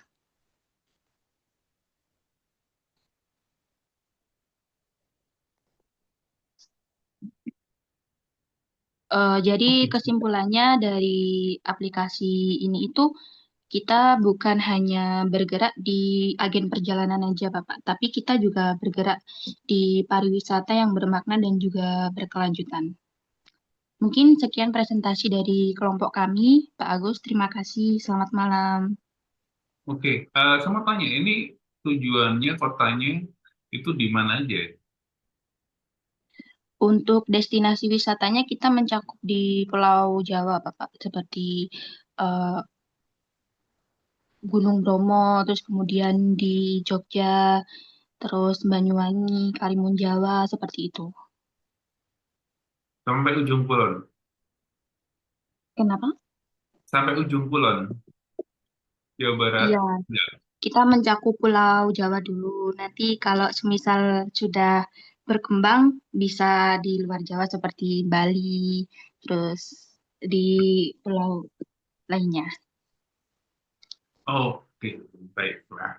Oke, terima kasih Nova, Ica, Fernanda. 3 orang ya, nama 3 orang jadi 1. Oke, selanjutnya kelompok 7. Baik, Pak, kelompok 7. Oke, Mas Bayu, izin share screen dulu ya, Pak. oke, silakan.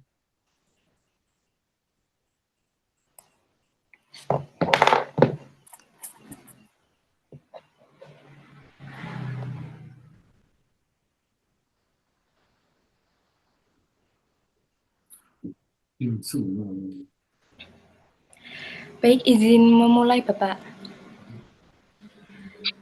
Kami dari kelompok 7 mengambil usaha di bidang makanan yang kami beri nama Dimsumo. Next. Kami dari kelompok 7 beranggotakan 5 orang, yaitu ada Kak Ika Kurniawati, Mas Muhammad Bayu Aji, dengan saya sendiri, Dia Rahmawati, ada Kak Olivia Edisa Putri, dan Alivia Ananda.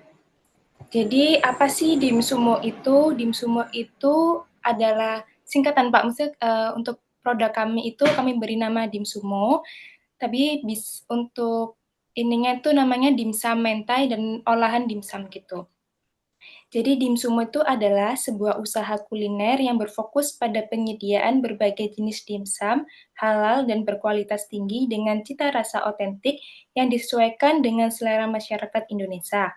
Kami melihat adanya peluang pasar yang besar untuk produk dimsum yang terjangkau, praktis, dan dapat dinikmati kapan saja, baik sebagai camilan maupun makanan utama. Dengan resep pilihan, bahan baku segar, dan strategi pemasaran yang efektif, kami yakin Dimsumo akan menjadi pilihan favorit bagi pecinta dimsum di berbagai kalangan.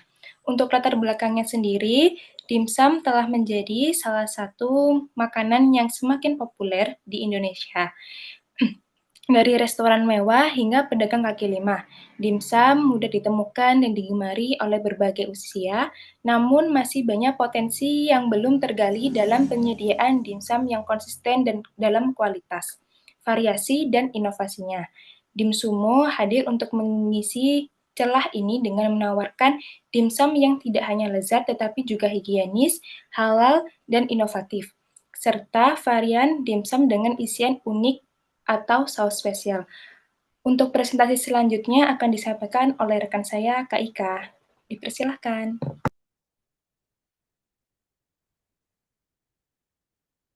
Next, Mas Bayu. Baik, jadi untuk target pasar kami sendiri, kami menargetkan beberapa segmen pelanggan. Yang pertama yaitu untuk pencinta kuliner. Kami menyasar individu yang antusias untuk mengeksplorasi cita rasa baru, khususnya mereka yang tertarik dengan kuliner oriental. Mereka mencari pengalaman makan yang unik dan memadukan rasa autentik dan inovasi dalam setiap hidangannya. Yang kedua yaitu untuk karyawan kantor ataupun mahasiswa. Kami memahami kebutuhan mereka yang aktif dan dinamis, yang seringkali membutuhkan pilihan makanan yang cepat saji dan juga praktis, lezat dan juga terjangkau untuk mendukung aktivitas sehari-hari mereka. Yang ketiga yaitu untuk keluarga, produk kami juga ideal untuk keluarga yang menginginkan pilihan makanan ringan atau tambahan sebagai pilihan praktis sehingga dapat dinikmati bersama di rumah. Kami juga ingin menjadi bagian dari momen kebersamaan keluarga selalu melalui sajian yang berkualitas. Untuk yang terakhir yaitu untuk acara khusus, selain itu kami melayani kebutuhan untuk berbagai acara spesial seperti pesta, arisan, atau pertemuan lainnya. Kami juga menawarkan paket pesanan khusus yang dapat disesuaikan dengan tema dan kebutuhan acara sehingga memudahkan pelanggan dalam menyajikan hidangan yang istimewa. Dengan berbagai segmen pasar ini, kami berharap untuk menjangkau lebih banyak pelanggan dan menjadi pilihan utama yang menghadirkan makanan oriental yang lezat, praktis, dan terjangkau untuk berbagai kalangan. Terima kasih. Untuk selanjutnya akan dilanjutkan oleh rekan saya, Mbak Olivia. Terima kasih Kak Ika. Selanjutnya produk kami terdiri dari 3 menu, yaitu yang pertama ada dimsum original, yaitu olahan daging yang dihaluskan dan dibungkus kulit khusus dimsum lalu dikukus. Yang kedua ada dimsum mentai yang terdiri dari dimsum original yang dipadukan dengan saus mentai yang terbuat dari mayones, saus sambal, dan tobiko atau telur ikan lalu dibakar dengan blowtorch sebentar sehingga menciptakan rasa yang creamy dan gurih. Yang ketiga ada dimsum bakar yang terdiri dari dimsum original yang dibakar atau dipanggang di atas bara api sehingga menciptakan rasa dan aroma khas smoky dan seringkali diperkaya dengan berbagai saus dan topping. Selanjutnya, ada keunggulan produk kami. Yang pertama, kualitas bahan baku kami selalu menggunakan bahan-bahan segar dan halal. Yang kedua, resep otentik dengan sentuhan lokal dengan cita rasa yang disukai lidah Indonesia. Yang ketiga, inovasi produk. Kami selalu melakukan pengembangan varian dimsum baru secara berkala. Yang keempat, harga kompetitif yang menawarkan harga yang terjangkau tanpa mengurangi kualitas. Selanjutnya akan dilanjutkan oleh Kak Alivia. Baik, terima kasih. Selanjutnya, Mas, bisa. Baik, untuk dimsumo nanti bisa dibeli lewat pemesanan online. Jadi nanti kita akan memberikan kontak di bawahnya. Bisa pemesanan online nanti kita akan melakukan delivery juga dan juga akan melakukan kemitraan dengan GoFood, GrabFood, Gojek, dan lain-lain. Dan juga kita akan melakukan kerjasama dengan berbagai toko yang bisa kita ajak untuk kerjasama. Bisa juga dimsum kita nanti bisa juga di take away. Baik, untuk selanjutnya, silakan Mas Bayu. Baik, terima kasih Mbak Olivia. Izin Pak Agus melanjutkan presentasi dari tim kami kelompok 7 terkait dengan kebutuhan dana. Untuk yang pertama, yaitu dari segi peralatan produksi dan dapur, di sini estimasi kurang lebih 15 juta. Itu termasuk pembelian seperti alat kukusan, stainless, kemudian kompor gas, wajan penggorengan, freezer, kulkas mungkin yang standar, kemudian meja, peralatan memasak kecil, dan juga alat bakar gitu atau gas torch. Kemudian yang dua yaitu dari segi bahan baku awal, di sini estimasinya adalah 5 juta, seperti pembelian daging ayam, udang, tepung, kulit dimsumnya, sayuran, dan lain-lain. Kemudian untuk yang tiga itu biaya pemesanan dan branding awal, di sini estimasinya adalah 3 juta, seperti dalam pembuatan desain logo, kemudian branding, kemasan produk, promosi, dan lain-lain. Kemudian yang keempat yaitu biaya terkait dengan perizinan dan legalitas. Ini estimasi 1 juta. Ini jika diperlukan gitu, sifatnya tidak wajib, tergantung dari skala usahanya besar atau kecil gitu. Nah, di sini di segi perizinan dan legalitas estimasi 1 juta yaitu terkait dengan pendaftaran UMKM itu kurang lebih 500.000 dan juga sertifikasi halal itu juga kurang lebih 500.000. Kemudian untuk biaya yang terakhir, modal kerja atau operasional cadangan, ini estimasinya adalah 6 juta, yaitu untuk biaya listrik, air, gas, transportasi pengiriman, dan lain-lain. Jadi untuk total kebutuhan dana dalam produk dimsum ini, yaitu kurang lebih 30 juta. Baik, mungkin itu Pak, presentasi dari kami kelompok 7. Mohon arahan. Terima kasih. Oke, terima kasih. Udah cukup bagus menurut saya. Cuman tadi itu apa? Dari namanya itu dimsumo. Kirain dimsum sing kayak sumo gede. Bukan, Pak. Hanya namanya saja yang dimsumo, tapi aslinya itu kan dimsum mentai, tapi kelompok kami mengambil namanya dimsumo gitu. Biar beda dari yang lain, Pak. Oke. Sebenarnya kan menu ini sudah ada banyak di pasaran ya. Termasuk jenis-jenisnya kan ada 3 jenis tadi. Paling sing agak jarang yang bakar ya. Iya, yang bakar Pak. Dan sebenarnya Pak mungkin terkait dengan dimsum ya, sama yang seperti kami sampaikan di latar belakang, ini bahwasanya masih banyak sekali potensi dari dimsum yang belum tergali gitu. Jadi dari segi dimsum itu banyak sekali inovasi yang bisa kita terapkan, mulai itu dari segi kulit, dari segi isian, dan juga mungkin dari apa ya, yang tadi kayak yang bakar gitu. Jadi nggak melulu harus dikukus atau di ini. Jadi bisa dengan metode lain. Karena itu tadi kurang di-highlight ya. Ya, Yang apa? mungkin nanti kan kalau lebih misal cair Pak, 50 juta nanti bisa kami terapkan. Amin. Boleh diajukan. Tahun ini memang belum dibuka kan deh kayaknya. Coba aja nanti. Oh iya, sama coba. dari segi saus. Saus juga bisa sih Pak. Nah, sausnya juga belum dia. Iya. Itu yang perlu ditonjolkan sebenarnya ya. Kalau sampai dibilang dimsum yang tadi ada 3 itu, yang 2 itu original dan mentai kan sudah banyak ya. Cuman yang agak jarang kan dimsum bakar. Nah, terus mungkin teman-teman bisa highlight bahwa kalau mungkin original tapi kulitnya ini kita beda loh, atau isiannya kita beda loh, itu bisa sih. Ada sesuatu yang menarik menjadi pembeda di produknya dibandingkan produk-produk yang sudah ada. Iya Pak, mungkin juga di dimsum original kan nanti itu di produk kita akan ada sausnya, yaitu saus chili oil-nya. Jadi kan beda gitu dengan yang kayak ini kan dimsum mentai gitu, pakai mentai, pakai saus mayones. Tapi kalau yang di dimsum original nanti kita pakai sausnya chili oil gitu. Sip. Nah, itu yang perlu lebih ditekankan lagi harusnya tadi. Tapi it's okay, itu jadi pembelajaran. Oke, terima kasih sudah mencatatkan halalnya. Karena sejak kemarin rame di berita itu yang sudah buka puluhan mulai tahun 70-an, ternyata tidak halal. Ya, oke. Selanjutnya, terima kasih untuk kelompok berapa tadi? Kelompok 7. 7. Selanjutnya, kelompok 8, kelompok 3. Kelompok terakhir. Malam Mbak Agus. Malam. Izin share screen Pak. Boleh, silakan. Dan seperti biasa ada suara tapi tidak ada gambar. Pak Pranata. Oke.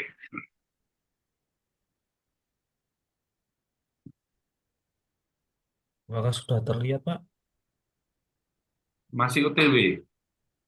Masih menghitam. Apakah sudah terlihat, Pak Agus? Nah, sudah. Wes. Sudah. Selamat malam Pak Agus dan teman-teman. Malam. Selamat malam, Kak. Di sini berdiskusi untuk membuat usaha selai karika yang kita beri nama Selarika. Kelompok 3 terdiri dari saya sendiri, Pranata, Felix, Kak Fitri, Kak Nur, dan Kak Dinda. Untuk latar belakangnya, karena saya dan Felix berasal dari Wonosobo, terutama dataran tinggi Dieng, karika merupakan buah khas dari daerah kami. Namun pengolahan menjadi selai masih sangat jarang ditemui, padahal buah karika memiliki potensi pasar yang tinggi seiring dengan tren makanan sehat dan lokal.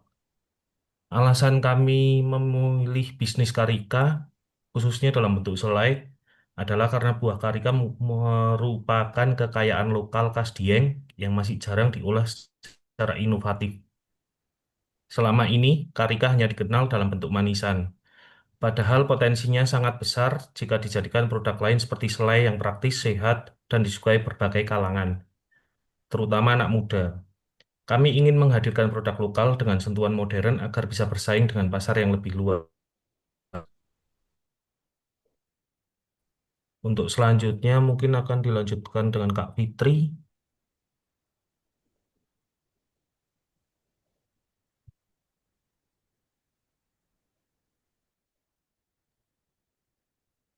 Kak Fitri atau Kak Felix. Baik, saya lanjutkan.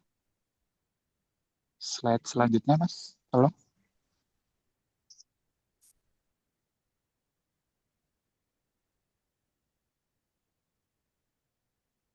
Kak Supranata. Untuk slide selanjutnya. Oke. Untuk permasalahan kurang dari diversifikasi produk karika. Belum ada produk selai karika yang dikemas modern dan mudah dijangkau anak muda. 2. Banyak buah karika yang terbuang saat panen melimpah. Dari hasil observasi kami menemukan beberapa masalah utama yang melatar belakangi ide usaha ini. Pertama, produk karika belum banyak dikembangkan padahal potensinya besar. Selama ini hanya dikenal dalam bentuk manisan. Kedua, belum ada produk selai karika yang dikemas dengan cara modern dan praktis yang bisa menarik minat anak muda sebagai konsumen utama saat ini. Ketiga, saat musim panen banyak buah karika yang terbuang karena tidak ada pengolahan lanjutan. Ini tentu menjadi kerugian bagi petani maupun pelaku usaha lokal. Selanjutnya, Kak. Selanjutnya. Oke, solusi atau inovasinya. Mengembangkan produk selai karika alami. 1. Tanpa pengawet. 2. Kemasan botol dan saset kekinian. 3. Bisa digunakan untuk roti, isian pastry, topping yogurt, atau es krim. Solusi yang kami tawarkan adalah mengembangkan selarika, yaitu selai karika alami tanpa bahan pengawet dan pewarna buatan. Kami menghadirkan kemasan yang menarik seperti botol kaca premium dan saset praktis yang cocok untuk generasi muda. Selain sebagai selai roti, selarika juga bisa digunakan sebagai isian pastry, topping yogurt, es krim, atau bahkan campuran minuman segar. Dengan produk ini, kami ingin menjadikan karika bukan sekedar buah khas daerah, tapi juga bagian dari gaya hidup sehat dan modern. Selanjutnya bisa dilanjutkan dengan Kak Fitri. Kak Fitri ketiduran, Pak ya?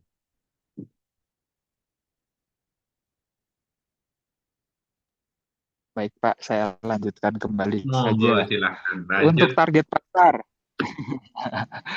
Target pasar kami anak muda usianya 15-35 tahun, bisa juga untuk pendatang, turis juga, pencinta makanan sehat, UMKM ke Dieng, Wonosobo, toko-toko oleh online.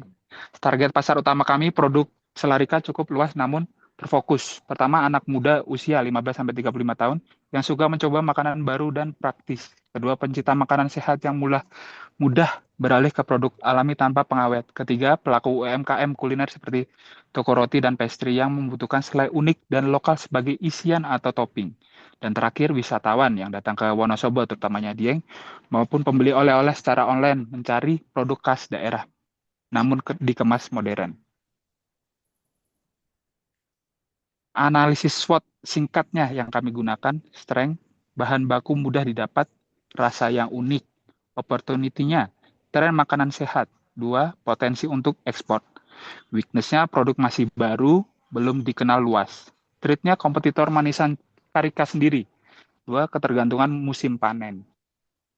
Selanjutnya, strategi promosi. 1. Promosi makanan etnik modern. 2. Edukasi manfaat Karika lewat media sosial. 3. Kolaborasi dengan toko oleh-oleh yang ada di Dieng dan Wonosobo. Proyeksi yang kami dapat, bahan baku 1 kilogram 20.000. Butuh 1 kilogram Karika untuk jar 150 ml. Produksi awal 200 jar. 200 kilogram. Sekitar 4 juta untuk produksi awal, kompor dan lain-lain 2 juta, jar 200 piece 800.000, gula 200.000, total 7 juta. HPP sekitar 25.000 per jar.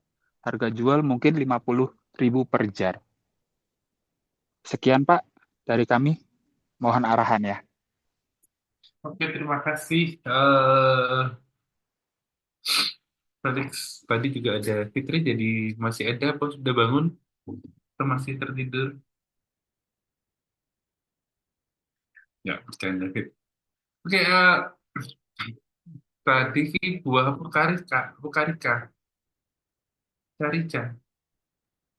Iya Pak, betul Pak, buah Karika Pak. Karika, ini khas dari Wonosobo. Betul, Karika khas dari Dieng dan Wonosobo. Banyakan Rasanya untuk gimana oleh-oleh. itu? Masih jadi manisan sih Pak. Manisan Masih Pak. Oleh-olehnya di sini masih manisan, iya. masih manisan ya. Oke, saya nggak bisa nggak bisa berkomentar banyak ya. Kalau dari segi idenya itu menarik juga untuk pemanfaatan dari buah yang masih belum Iya, belum dikenal terekspos Pak. luas ya. Itu Iya, menarik sekali. Iya, menarik buat saya. siap Pak. Terima kasih Pak. Oke, selanjutnya sudah habis ya dari ya. Oke, terima kasih dari kelompok apa namanya kelompok 3 yang Kelompok terakhir 3, namanya. Ya. Oke, buat teman-teman semua ya, ini saya kirimkan link di chat. PPT-nya tadi tolong dikirim ke kemana namanya? Ke link yang saya sampaikan ya di grup chat. Bukan per kelompok satu, tapi setiap mahasiswa ya. Jadi setiap mahasiswa mengumpulin gitu. Jadi biar tahu yang aktif gitu loh. Itu aja. Saya tunggu nanti sampai malam ini ya. Disegerakan aja daripada nanti kelupaan. Nanti di situ ada apa? Ada pilihannya. Kelasnya adalah Innovation Value Creation atau disingkat IVC yang hari Jumat. Ya, hari Jumat jam 18.30. Terus nanti tugasnya pilih tugas 1. Tugas 1 IVC Jumat. Ya. Nah, untuk selanjutnya sudah jam 9 malam. Materinya minggu depan aja ya, kita lanjutkan. Minggu depan tanggal merah, tapi Idul Adha ya, Idul Adha. Insya Allah kita akan in kelas. Soalnya kok daripada mengganti di jadwal hari yang lain, mending sekalian aja. Ya. Kabar lebih lanjut nanti ditunggu aja. Apakah jadi minggu depan itu masuk atau enggak, kita tunggu dulu kebijakan dari Prodi. Kalau memang boleh tanggal merah option ini tetap jalan, ya kita jalan. Kalau nggak boleh ya kita ganti hari. Soalnya Jumat depannya lagi, akhir bulan itu juga tanggal merah lagi. Jadi banyak tanggal merahnya. Ya. Oke, mungkin itu aja yang bisa disampaikan hari ini. Terima kasih atas kehadirannya, terima kasih atas presentasi dan ide-ide hebatnya. Menarik. Oke, kita ketemu lagi minggu depan. Untuk saat ini saya akhiri sekian. Terima kasih atas kehadirannya. Tetap sehat. Insya Allah kita ketemu lagi minggu depan. Wabillahi taufiq wal hidayah. Wassalamualaikum warahmatullahi wabarakatuh. Waalaikumsalam warahmatullahi Salam wabarakatuh. warahmatullahi wabarakatuh. Waalaikumsalam. Terima kasih Pak Terima Agus. kasih. Terima kasih Pak Selamat Agus. beristirahat. Sama-sama. Terima kasih Jangan Pak lupa Agus. tugasnya ya. Ya, Tugas Pak. Pak, segera Pak. Siap.